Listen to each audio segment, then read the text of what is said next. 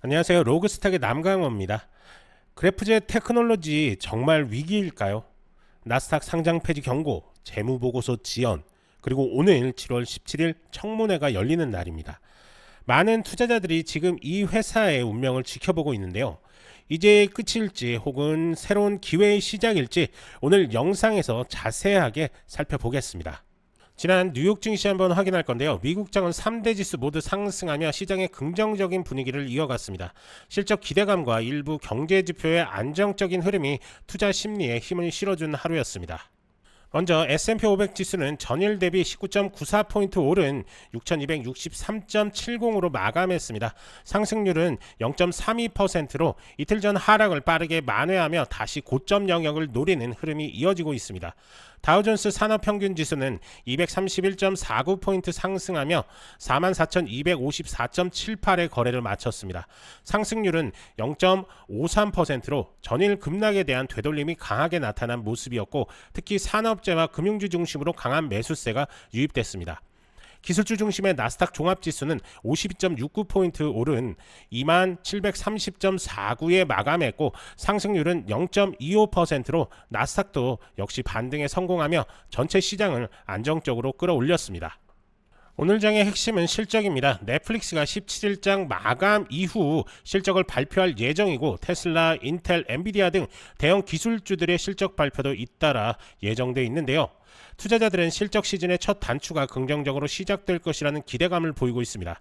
또한 오늘 발표된 일부 경제 지표가 시장 예상에 부합되거나 둔화된 흐름을 보이며 연준의 금리 인하 가능성에 대한 기대감도 다시 살아나는 모습이었습니다. 채권금리가 안정되면서 주식 시장에는 긍정적인 흐름이 유입됐고, 전반적인 투자 심리도 개선되는 양상이었습니다. 기술주뿐만 아니라 전통 제조업, 에너지, 금융 등 다양한 섹터가 고르게 상승한 점도 오늘 장의 특징입니다. 이는 단순한 테마 장세가 아닌 실적 기반의 순환매가 나타나고 있다는 뜻으로 해석할 수 있겠습니다. 정리하자면 오늘 시장은 실적 기대와 금리 완화 기대가 동시에 작용하면서 3대 지수 모두 상승 마감했고, 그 안에서도 전반적인 투자 심리가 회복되고 있는 모습을 확인할 수 있었습니다. 구독자 여러분께서는 이번 주와 다음 주까지 이어지는 실적 발표 일정을 체크하시면서 옥석 가리기 전략과 더불어 중장기 포트폴리오 점검을 함께 하시길 권해드립니다. 여러분이 지금 보고 계신 채널은 평생 안정적으로 투자할 수 있는 정보를 설명해드리고 종목 투자에 대한 모든 정보를 공유해드리고 있습니다. 화면에 보이는 전화번호 010-9965-0309번으로 숫자 1만 문자 보내주시면 실시간으로 정보를 받아보실 수 있습니다. 그래프제 테크놀로지는 말레이시아 기반의 첨단 소재 기업입니다. 특이한 점은 팜오일 분산물을 원료로 사용해서 그래파이트와 그래핀을 만든다는 겁니다. 기존 방식보다 훨씬 친환경적이고 비용도 절감된다고 해서 한때 주목을 받았죠. 이런 소재는 전기차 배터리, 반도체, 고성능 전자부품 등의 필수적이기 때문에 시장성은 충분합니다. 하지만 기술력만으로는 부족합니다. 상장 기업으로서의 지켜야 할 기준이 있는데요. 2025년 6월 10일 나스닥으로부터 한 통의 통보를 받습니다. 바로 그래프제 테크놀로지가 최소 거래가 요건 1달러도 만족하지 못하고 10-K, 10-Q 등 재무보고서도 제때 제출하지 못하고 있다는 내용이었습니다. 그래서 오늘 7월 17일 그래프젯의 청문회가 열립니다. 이 회의 결과에 따라서 그래프젯의 나스닥 상장 유지 여부가 결정될 수도 있습니다. 그렇다고 해서 그래프젯이 아무것도 안 한 건 아닙니다. 일단 연기됐던 2024년 10-K는 제출 완료했고요. 2025년 1분기 분기보고서 10-Q도 준비 중이라고 밝혔습니다. 그리고 무엇보다 중요한 건 자본 구조를 정비하려는 움직임입니다.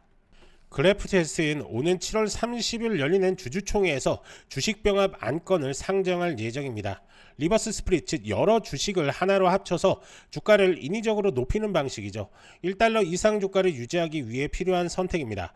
이게 승인되면 향후 나스닥 최소 요건을 맞추는데 유리해질 수 있습니다. 즉 오늘 청문회와 7월 30일 주총, 이 두 가지 이벤트가 향후 주가의 핵심입니다. 그리고 여기서 주목할 점은 최근 그래프젯의 새로운 주요 투자자로 에이든 리라는 인물이 등장합니다. 일정 지분을 인수하면서 경영 안정성 확보에 나서고 있다는 분석이 나왔습니다. 이는 유동성 확보와 나스닥 요구사항 충족을 위한 자구책으로 볼 수 있습니다.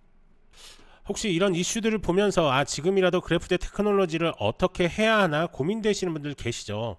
영상 하단 전화번호로 숫자 1만 남겨주시면 눌림목 구간, 목표가, 매도 시그널까지 공유해드리고 있으니까요. 부담 없이 문자 남겨주시면 됩니다.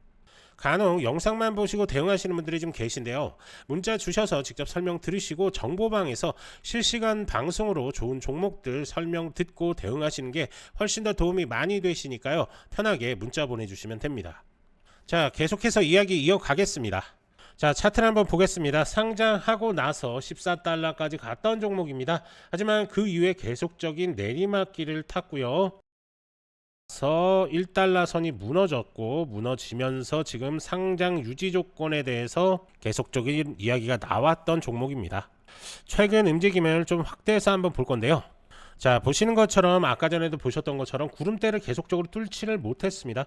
뚫지를 못하면서 반등의 기미가 어제 한번 이렇게 급등이 나오기는 했지만 완벽한 추세 전환이다 라고 이렇게 말하기는 모호한 그런 자리입니다. 그래프젯은 기술 기업인 동시에 친환경 소재 기업이라는 점에서 ESG 테마에 부합하는 전략을 쓰고 있습니다. 어찌 보면 트럼프 정부가 들어오면서 하락폭을 좀 더 키웠다라고 이렇게 볼 수도 있는 건데요. ISO 인증도 받았고 네바다의 미국 생산시설 확보도 추진 중에 있습니다. 즉 상장 유지만 된다면 앞으로 스토리는 충분하다는 거죠. 그렇기 때문에 지금 이 자리에서 지지후 반등 나왔을 때 폭발적인 상승도 가능합니다. 하지만 여전히 상장 폐지 요건은 가지고 있다. 그렇기 때문에 지금 당장 들어가는 것보다는 상장 유지 결정이 난 이후 선택을 해도 늦지가 않다라고 이렇게 보여지고요. 이 밑에 쪽에서 들어가셨던 분들은 어느 정도 선에서 익절하고 나오시는 게 맞는 것 같습니다. 더 갈 수도 있습니다. 더 갈 수도 있지만은 이런 위험성보다는 조금 더 안정적인 움직임 가져가시는 게 훨씬 더 좋다라고 이렇게 보여집니다.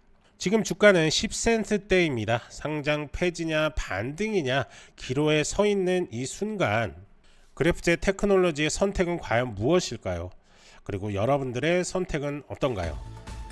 더 많은 것들이 궁금하신 분들은 아래 전화번호에 숫자 1만 문자 남겨주시면 실전 대응 전략 공유해 드릴 테니까요. 꼭 한번 확인해 보시기 바랍니다. 오늘도 영상 시청해 주셔서 감사드리고요. 다음 영상에서 더 강력한 종목과 테마로 다시 인사드리겠습니다. 좋아요, 구독 한 번씩 부탁드리고요. 끝까지 시청해 주셔서 감사합니다. 남강호였습니다.